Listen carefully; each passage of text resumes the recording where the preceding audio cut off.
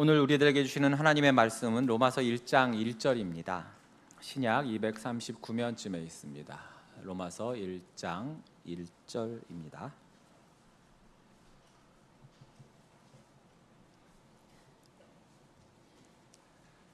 다 찾으셨으면 우리 한 목소리로 읽겠습니다.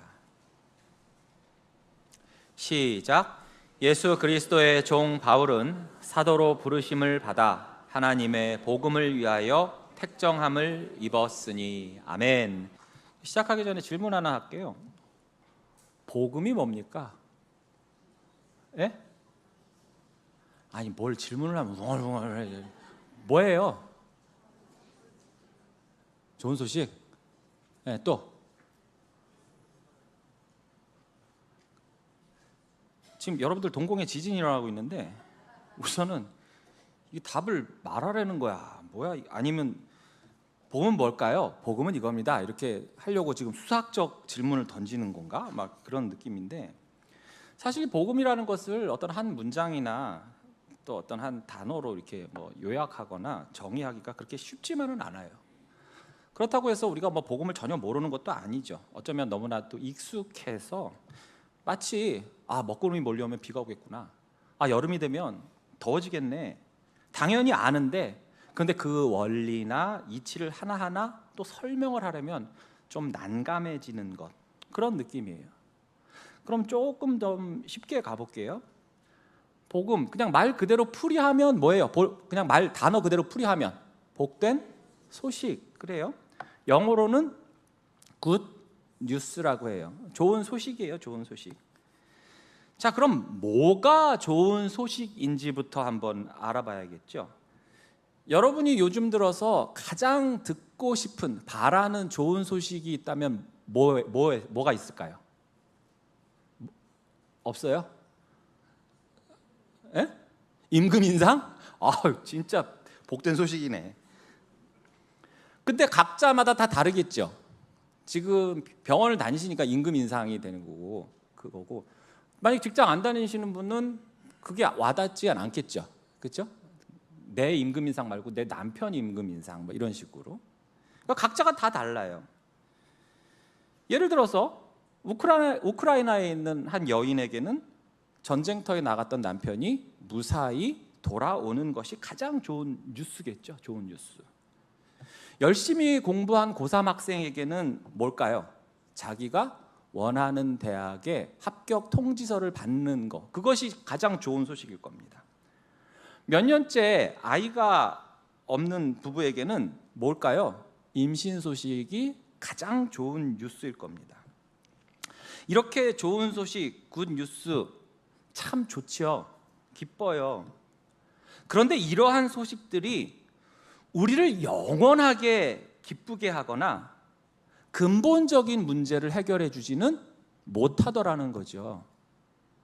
때론 심각하고 더 안 좋은 소식으로 인해서 이러한 좋은 소식들이 빛을 발하기도 해요.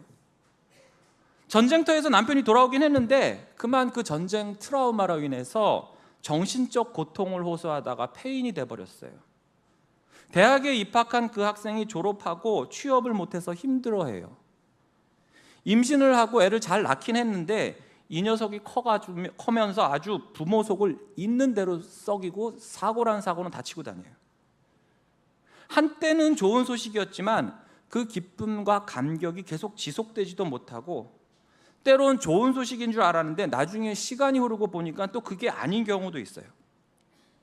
이처럼 세상의 좋은 소식들은 한계가 있고 일시적이고 유한합니다. 때론 불완전해 보이기도 해요. 더군다나 이 세상에는 좋은 소식보다도 우리를 아프게 하고 절망시키고 좌절시키는 소식들이 넘쳐나죠. 지금 분위기가 좀 어두워지는 것 같은데 다시금 좀 설레는 이야기를 한번 해볼게요. 자, 여러분이 만약 10억짜리 복권에 당첨이 됐어요. 어떨 것 같아요? 임금 인상 필요 없어? 그냥 좋은 소식이에요? 좋은 소식 아니에요? 좋은 소식이죠. 좋은 소식이에요.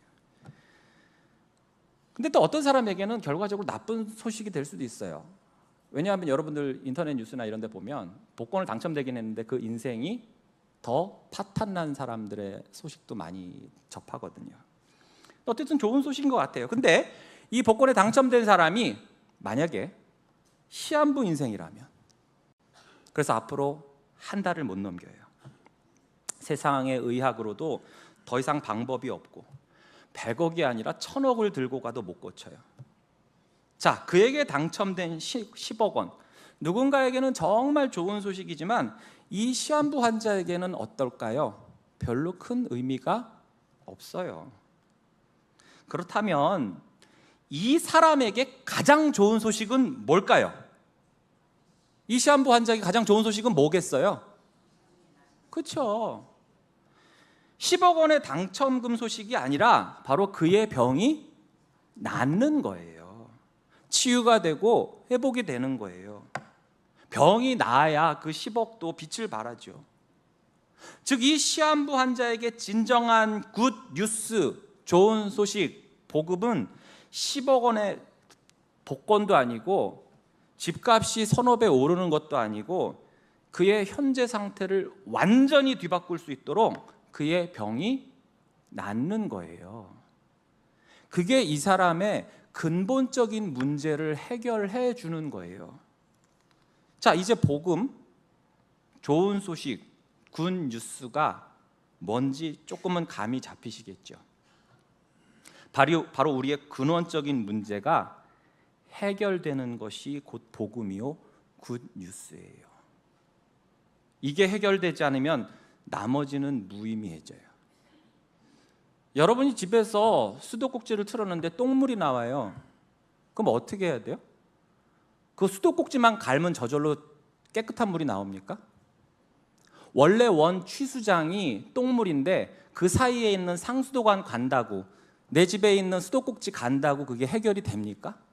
안 돼요. 근원적인 문제가 해결이 돼야 돼요. 자, 우리의 근원적인 문제가 뭡니까? 바로 죄예요. 이 죄로 인해서 모든 것들이 저주받고 잘못되고 어그러지고 오염되고 타락하고 말았어요. 죽음까지 들어왔어요. 로마서 3장 9절에서 10절에 보시면 그러면 어떠하뇨? 우리는 나으뇨? 결코 아니라 유대인이나 헬라인이나 다 죄 아래 있다고 우리가 이미 선언하였느니라. 기록된 바 의인은 없나니 하나도 없으며. 죄로 인해서 모든 인간은 이 세상에서 길게는 100여 년 동안 고통 속에 살다가 또 그 후로는 영원한 형벌을 받게 되었어요. 영혼에 비하면 이 땅의 삶은 너무나 짧지요. 그나마 그 짧은 그 시간에 잠깐의 좋은 소식이라고 듣는 것들도 하나같이 불완전하고 또 유효기간도 짧고 그 소식마저도 상쇄하는 더 크고 나쁜 소식들이 더 질비해요. 그리고 그러한 좋은 소식들조차도 진짜 근원적인 문제를 해결해 줄 수가 없어요. 그리고 세상의 소식들은 우리의 죄 문제와 고통의 해결과 죽음과 영원한 생명에 대한 답을 주지를 못하지요. 이것을 해결하려고 많은 사람들이 인류의 역사가 시작된 이래로 갖가지 시도를 다 해봤어요. 착한 일을 많이 하면 되지 않을까? 공덕을 쌓으면 해결이 될까? 금욕적인 삶을 살고 내 자신을 학대하면은 이루어지지 않을까? 어떤 초월적인 존재를 가정하고 거기에 돈 갖다 바치고 재물 갖다 바치면 되지 않을까? 아니면 많은 지식을 있는 대로 쌓고 섭렵하면 되지 않을까? 별의별 시도를 다 해봤는데 소용이 없었어요. 이것들의 공통점이 뭐죠? 다 뭐예요? 내가 내 자신이 내 힘으로 뭔가를 해서 해결해 보겠다는 거였어요. 그런데 아무것도 이루어지지 않았죠. 그런데 하나님께서 우리의 죄 문제에 대한 근본적인 해결, 이를 통해서 죄인이 죄와 죽음에서 해방이 되고 하나님과 화목하게 되고 그의 자녀가 되어 영원한 생명을 얻을 수 있는 해답을 주셨어요. 아예 근원적인 문제를 해결할 수 있는 좋은 소식을 주셨다고요. 그리고 이 효력은 영원하고도 완전합니다. 그러니 여러분, 이게 굿뉴스예요, 아니에요? 굿뉴스예요. 이게 복음이에요. 이 복음을 하나님께서는 우리에게 성경 66권을 통해서 보여주셨는데, 그 중에서도 어느 책에 도드라지게 잘 나와 있을까요? 예? 아주 눈치는 빤해가지고 아주 백단이요, 백단 아주.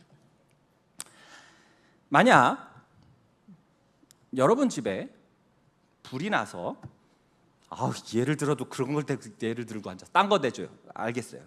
바꿀게. 만약 여러분이 역적이 되어서 멸문지화가 돼가지고 무인도로 귀향을 가야 돼.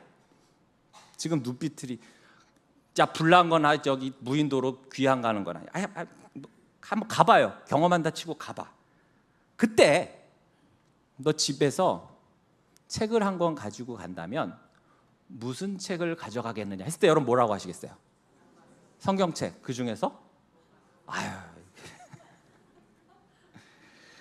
많은 걸출한 우리의 신앙의 선배들도 이 로마서를 선택함에 있어서 주저함이 없었습니다. 여러분도 잘 아시는 루터나 칼빈, 어거스틴 등이 이 로마서에 대해서 언급한 부분들이 있어요. 루터는 로마서는 진정으로 신약의 주요한 부분이고 참으로 가장 순수한 복음이다라고 했었고, 칼빈은 만일 우리가 이 서신서를 진정으로 이해한다면 우리에게는 성경의 가장 심오한 보물들 모두에 다가갈 수 있는 문이 열리는 것이다 라고 평했어요. 경건한 열망이라는 기독교 고전을 쓴 필립 슈페너는 성경을 하나의 반지라고 한다면 로마서는 바로 그 반지의 보석에 해당한다고 그랬어요. 다이아 반지가 되는 거죠, 다이아. 그럼 이 로마서는 누가 썼을까요? 로마가 썼을까요? 누구죠? 바울이 썼어요. 바울이. 로마서 1장 1절에 보시면 예수 그리스도의 종 바울은 사도로 부르심을 받아 하나님의 복음을 위하여 택정함을 입었으니. 그러니까 바울이 썼어요. 바울은 네로 황제가 통치하던 주후 56년에서 57년쯤에 고린도라는 도시에서 이 로마서를 썼다고 합니다. 자, 그런데 이 책은 바로 편지 형식이에요. 그래서 우리는 그것을 서신서라고도 하죠. 그럼 이 로마서를 바울이 썼으면 받는 사람이 있어야 되잖아요. 수신자. 그건 누굴까? 7절에 나와 있어요. 로마에서 하나님의 사랑하심을 받고 성도로 부르심을 받은 모든 자에게 하나님 우리 아버지와 주 예수 그리스도로부터 은혜와 평강이 있기를 원한다. 자, 로마에 있는 교회들, 그 교인들에게 보낸 편지였다는 거예요. 자, 여러분, 로마 교회는 바울이 1차, 2차, 3차 전도 여행 때 세운 교회는 아니었어요. 이미 그 전에, 훨씬 오래 전에 세워져 있었습니다. 주후 30년, 즉 예수님이 부활 승천하시고 오순절 성령이 임했을 때, 그때 세계 각지에서 이 절기를 지키려고, 오순절을 지키려고 예루살렘으로 모였던 많은 디아스포라 유대인들이 있었는데, 그들 중에서 성령 받고 예수 그리스도를 믿은 자들 중에 로마로 돌아가서 교회를 세운 자들이 바로 로마 교인들이고, 그들이 세운 교회가 로마 교회였던 거예요. 사도행전 2장 10절에 보시면 부르기아와 밤빌리아, 애굽과 및 구레네에 가까운 리비아 여러 지방에 사는 사람들과, 그 다음 누가 나옵니까? 로마로부터 온 나그네, 곧 유대인과 유대교에 들어온 사람들과. 자, 이 모든 사람들이 다시 자기가 원래 살던 곳으로 돌아가서 교회를 세웠다는 거예요. 여기에는 바로 이렇게 로마도 포함이 된 거죠. 그렇기 때문에 바울이 로마서라는 편지를 써서 로마 교회에 도착한 때가 주후 57년 정도로 잡는다면 로마의 교회가 세워진 지 적어도 얼마의 시간이 흘렀다는 얘기입니까? 거의 20년 이상, 30년 가까이 되었다라는 거예요. 물론 그 당시의 교회는 지금 이런 식의 어떤 그 교회 형태, 건물 형태의 교회는 아니었어요. 각 가정별로 소규모로 모였고, 그리고 그것이 교회가 된 거지요. 즉 로마 교회는 서너 명이 모인 가정교회들의 집합체, 그러한 성도들이 때때로 카타콤이라고 불리는 지하 무덤이나 또는 어느 큰 집에 함께 모여서 예배도 했던 거예요. 자, 이처럼 이미 세워진 지 20년 이상이나 된 로마 교회와 성도들에게 바울이 이 편지를 통해서 전하려 했던 내용이 뭐라고요? 단 한 단어로 복음이라는 것입니다. 1절에서도 하나님의 복음을 위하여, 2절에서도 이 복음은 앞으로도 계속 나오겠지만 내가 복음을 부끄러워하지 않는다, 복음은 하나님의 능력이다. 특히 15절에 보시면 그러므로 나는 할 수 있는 대로 로마에 있는 너희에게도 복음 전하기를 원하노라 라고 했어요. 자, 바울이 로마서라는 편지를 통해서 그리고 또 직접 가서 복음을 전하기를 원한다는 겁니다. 누구에게요? 이미 예수 그리스도를 믿고 교회에서 신앙생활을 오래도록 잘하고 있는 이 로마 교인들에게. 그럼 여러분 좀 의문이 들지 않습니까? 우린 그런 생각을 해요. 복음? 그건 아직 예수님을 안 믿는 사람들이나 들어야 되는 거 아니야? 기존 신자가 굳이 들을 필요가 있나? 이미 로마 교회와 성도들은 예수님을 믿고 있다고 했잖아요. 6절에서도 그런 점을 인정해요. 너희도 그들 중에서 예수 그리스도의 것으로 부르심을 앞으로 받을 자니라가 아니라 뭐예요? 받은 자니라라고 했잖아요.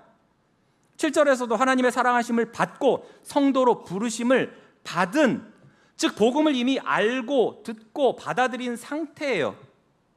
그럼에도 새삼스럽게 또 이 복음을 전하기를 원한다고 하고 당신들은 복음을 들어야 한다고 합니다. 왜 이런 말을 했을까요?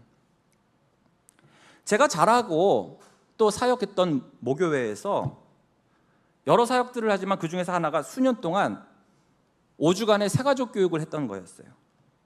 매주 적을 때는 한 10명에서 많을 때는 한 40명 정도. 그 중에는 정말로 머리털 나고 처음 교회란 데를 온 분도 있지만 시대가 또 시대인지라 결혼, 이사, 직장 등으로 다니던 교회에서 어쩔 수 없이 옮기신 분들, 또는 그 교회에 큰 문제가 생겨서 나오신 분들, 예를 들어서 담임 목사하고 대판 싸웠다든지 교인들과 멱살을 잡았다든지 아니면 재정 비리, 여자 문제, 관계 문제 등 그것들에 의해서 상처받아가지고 옮기신 분들도 있었어요. 그러다 보니 그 중에서는 중직자들도 상당히 있었죠. 한마디로 뭐예요? 수평이동이라는 거예요. 그러니까 이미 신앙생활을 하던 분들이 자의반, 타의반에 의해서 교회를 옮긴 거예요. 자, 그럼 등록 전에 뭘 할까요? 새가족 교육을 해요. 그것을 통해서 다시 한번 하나님은 누구시고, 예수님은 누구시고, 성경은 무엇이고, 교회는 무엇이고, 우리의 믿음과 구원은 무엇인가, 그리고 그 중심에는 예수 그리스도의 복음이 있다는 것을 말해요. 물론 대부분은 거의 98%는 잘 받으시는데 간혹 교육을 안 받겠다는 분들이 계세요. 난 이전 교회에서 이미 장로였어, 난 권사였어, 안수집사였어, 수십 년 교회를 다녀서 저는 그런 교육 필요 없어요. 나 복음이 뭔지 잘 알아요. 근데 왜 또 들어야 돼요? 마치 자기 자신을 무시한다는 느낌이 들고 자존심이 상한다는 거예요. 내가 어느 유명한 목사님 잘 알아요. 내가 어느 목사님의 설교를 주로 들어왔어요. 그래서 저도 처음엔 웃으면서 그래도 참석하셔야죠, 조심스럽게 권면하다가 끝까지 거부하면 정 그러시면 예배는 계속 드릴 수 있는데 등록교인으로는 못 받으니까 여기 계시든지 아니면 다른 교회로 가세요 하고 이제 배웅을 해드려요. 지금 바울은 그와 같은 말을 하는 거예요. 20년 이상 된 로마 교회와 교인들, 그리고 오늘날 20년이 아니라 바로 그 몇 배의 신앙 연륜이 있는 많은 교인들도 왜 이 복음을 다시 들어야 하는가? 먼저 복음은 예수 처음 믿을 때, 전도 집회 때 한 번 듣고 끝나는 좋은 소식이 아니라는 것입니다. 마치 놀이동산 입장할 때 한 번 쓱 보여주고 들어가서는 바로 찢어버리는 그런 입장권 같은 게 아니라는 거예요.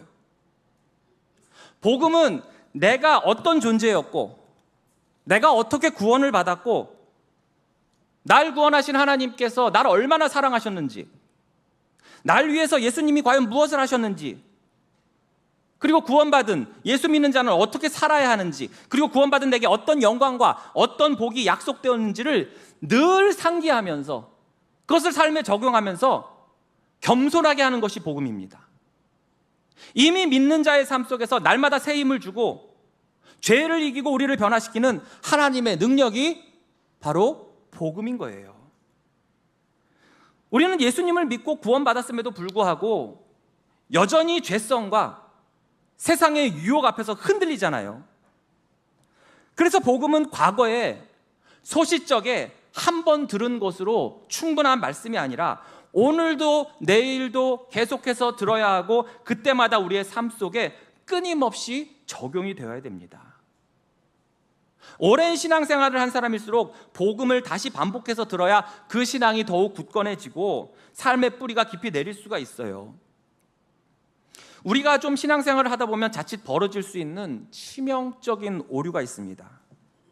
좀 어려운 말인데, 나의 구원을 칭의의 기초를 두는 것이 아니라 성화에 기초한 다음에 역으로 칭의를 해석하려는 사람이 늘어나고 있다는 거예요.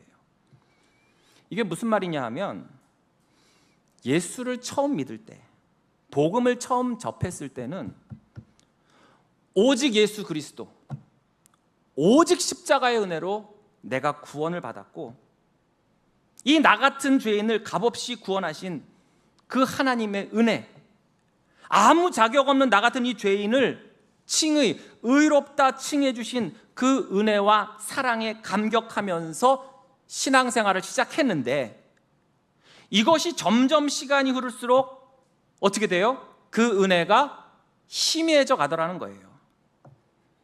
우리가 속담에 그런 말이 있죠. 은혜는 어디의 색이라고 그래요?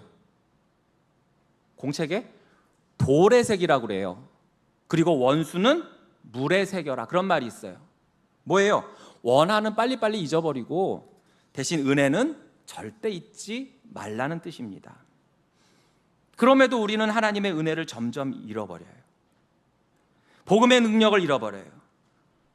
그러면 그 빈자리에 무엇을 채워넣습니까? 내가 하나님께 나아갈 때 무슨 좋은 일을 했었지? 내가 어떤 직분을 받았지? 내가 얼마나 그동안 열심히 봉사했고 수고했고 그렇게 충성했으니 나는 이러한 은혜와 복을 받을 자격이 충분히 있는 사람이고 의롭다 칭함을 받을 자격이 있는 사람이야. 이런 나 자신을 내가 보기에도 난 참 괜찮은 사람이야. 나는 참으로 도덕적인 선행과 윤리적인 행위, 종교적 열심, 봉사 많이 했지. 이로써 나는 하나님의 은혜를 충분히 누릴 수 있는 그런 사람이야. 자격이 충분하지. 그러니까 내가 택함받고 구원받은 게 아닐까라는 생각이 은연중에 계속 나와요. 직접 자기 입으로는 말 안 하겠지만 평소의 삶이나 언행을 보면 그게 나와. 어떻게 해요? 주변 사람들을 보면서 저런 사람이 무슨 예수를 믿나? 적어도 나 같은 사람이 예수를 믿는 거지. 자연히 자신의 의의를 드러내고 자신의 알량한 성경 지식을 뽐내면서 우월감을 가져요. 신앙의 텃세를 부려요. 교만이 일어나고 섬김이 아닌 굴림을 원해요. 하나님의 뜻이 아닌 내 뜻을 관찰하려고 하고 낮아짐이 아닌 자고함으로 살아요. 아닌 척하지만 다 보여요. 본인 빼고 남은 다 알아. 나니까 예수 믿지, 나 정도 되니까 이런 직분 받지.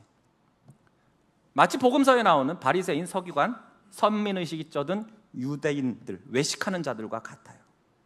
그러다 보니 그리스도의 은혜로부터는 점점 멀어지고 복음에 기반한 삶과는 상관없는 그저 내 자신의 의, 내 선행, 내 지식, 연륜에 의지하려는 현상들이 발생하는 것입니다. 이게 바로 신앙생활을 오래한 고인물들에게 나타나는 현상들이에요. 그래서 바울이 로마서를 쓰는 목적 중 하나는 내가 원래 거룩하고 잘나서 잘 살아서 그리스도의 은혜가 내게로 다가와 찾아온 것이 아니라, 그래서 구원받은 것이 아니라 난 아무것도 한 것이 없고 오히려 죄인 중에 괴수고 아무 공로 없지만 오직 하나님의 전적인 은혜로 내가 예수 믿게 되었고 믿음 생활 시작하게 된 것이고 지금 이 순간도 그리고 앞으로도 영원히 우린 그리스도의 은혜로만 살아갈 수밖에 없다. 이것이 진정한 그리스도인이다라는 것을 알려주기 위함인 것입니다. 또한 복음을 다시 듣는 것은 우리 자신을 위해서만이 아니에요.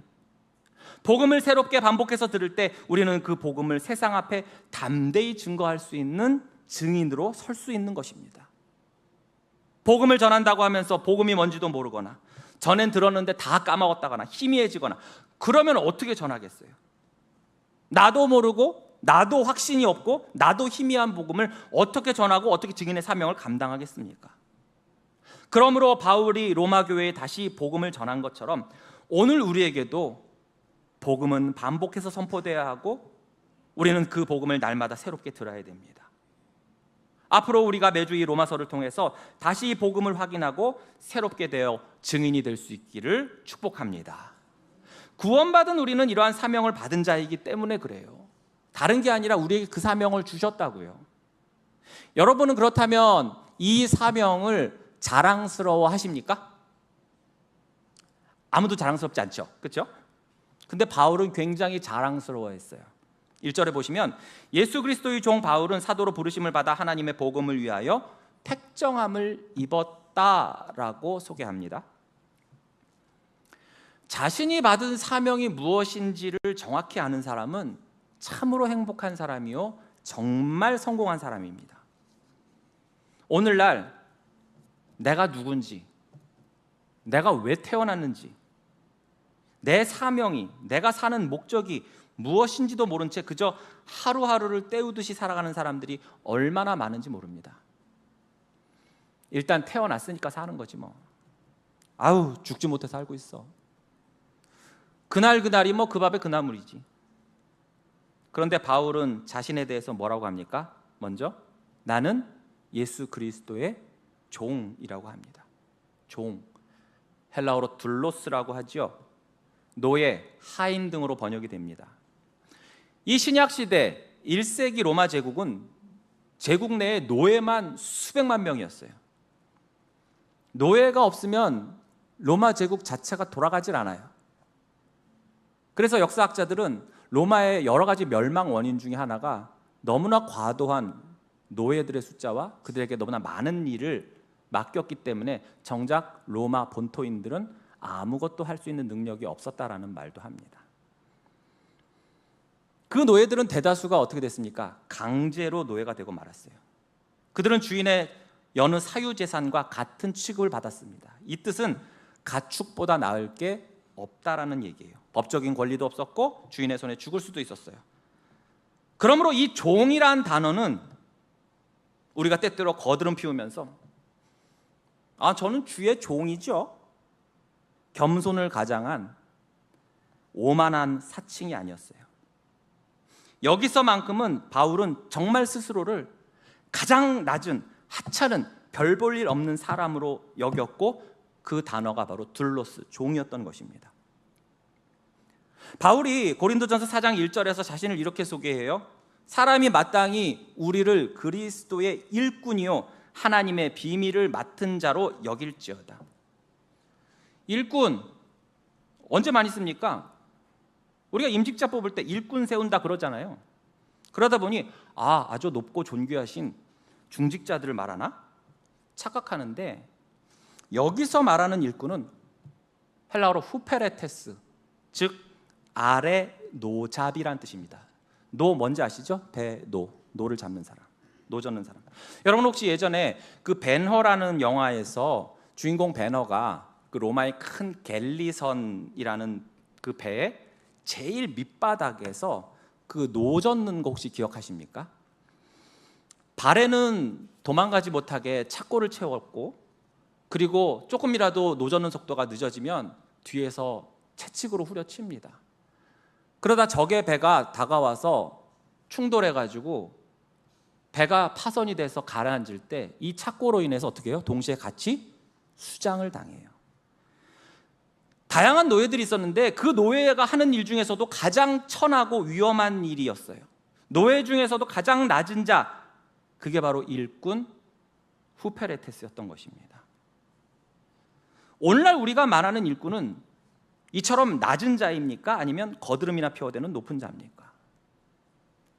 바울은 지금 자신을 예수 그리스도의 종이라는, 어쩌면 남들은 피하고 싶은 단어를 기꺼이 사용했어요. 이왕이면 그리스도의 절친, 그리스도의 제자라고 하지 않고 그는 지금 종이라고 합니다. 더 나아가 바울은 자신을 죄인 중에 괴수라고까지 했어요. 즉 바울은 자신의 정체성을 결코 잊지 않았고 잊지 않기 위해서 무던히 애쓰며 분투한 사람이었습니다.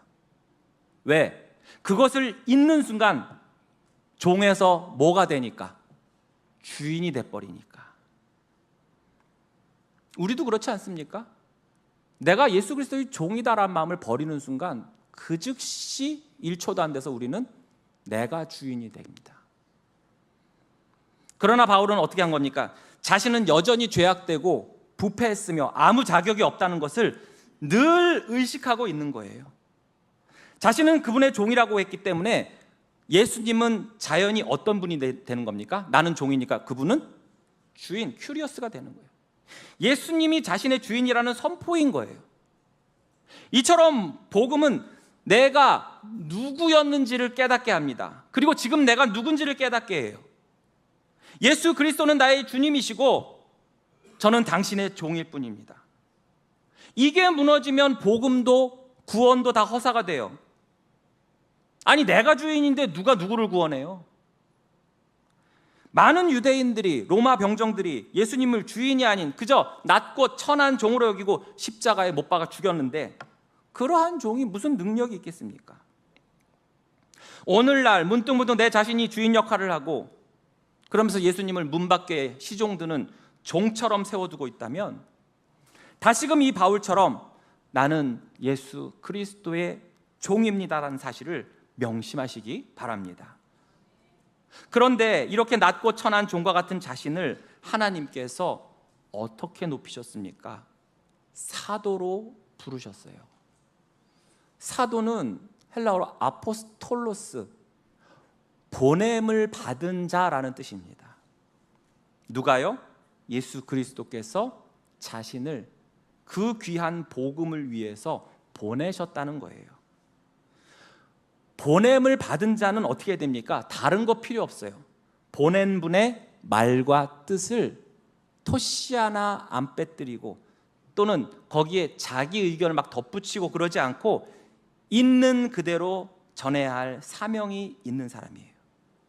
내 뜻을 전하고 내 의지를 전하는 게 사도가 아니에요.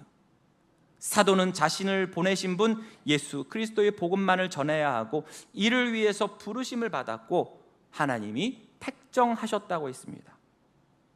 택정은 따로 떼어서 구별했다는 뜻이에요. 다른 말로 하면 거룩하게 하셨다라고 할 수 있겠죠. 자신같이 허물 많고 죄 많은 사람을, 죄인 중에 괴수인 자신을, 열심으로는 교회를 박해했고 예수 그리스도를 대적했던 자신을 하나님께서는 오히려 그 은혜로 사도로 부르셨고 복음을 전파하라고 택하셨다는 것을 그가 확신하고 있는 것입니다. 지나온 세월 자신이 저지른 그 수많은 악행만 보더라도 당장 죽어도 할 말이 없는데 자신이 그렇게 대적하고 핍박했던 그 예수님의 복음을 전하라고 부르시고 택하신 하나님.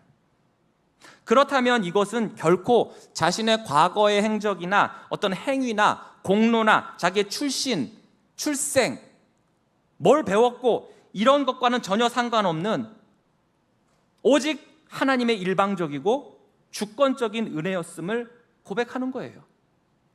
갈라디아서 1장 15절에서도 바울은 이렇게 고백하죠. 그러나 내 어머니의 태로부터 나를 택정하시고 그의 은혜로 나를 부르신 이가. 여기에 바울 개인의 어떤 공로가 있었나요? 어떤 의가 있었나요? 없었습니다. 오직 그의 은혜로. 사랑하는 성도 여러분, 하나님께서 우리를 사랑하심으로 택정하시고 그 은혜로 나를 부르셨기에 우리가 여기 있는 줄로 믿습니다.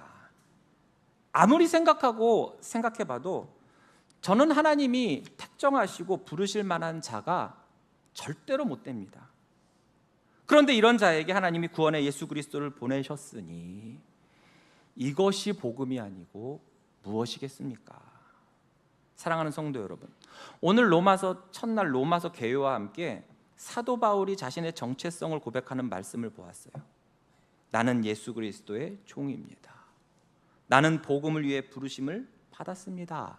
그는 그렇게 선포하고 있어요. 그리고 이 고백은 바울의 고백일 뿐 아니라 오늘 우리 모두의 고백이 되어야 됩니다. 우리에게 가장 좋은 소식, 복음을 주심으로 그를 믿는 모든 자에게 구원을 베푸시고 하나님과 화목하며 영원한 생명을 주신 예수 그리스도. 그렇기 때문에 우리의 정체성은 바로 이것입니다. 나는 예수 그리스도의 종입니다. 나는 예수 그리스도의 복음 전파를 위해 보냄을 받은 자입니다. 하나님께서 주신 복음을 위해 나를 택정하셨음을 믿습니다. 그러므로 여러분, 담대하게 나가십시오.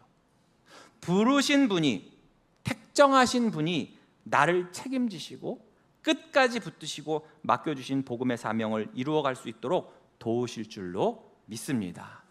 복음은 하나님의 능력이요 모든 믿는 자에게 구원을 주시는 하나님의 역사입니다. 그러므로 예수 그리스도의 종답게 복음을 위해 택정함을 입은 자답게 내게 주신 복음을 자랑스럽게 선포할 수 있는 증인의 삶을 살 수 있기를 주님의 이름으로 축복합니다.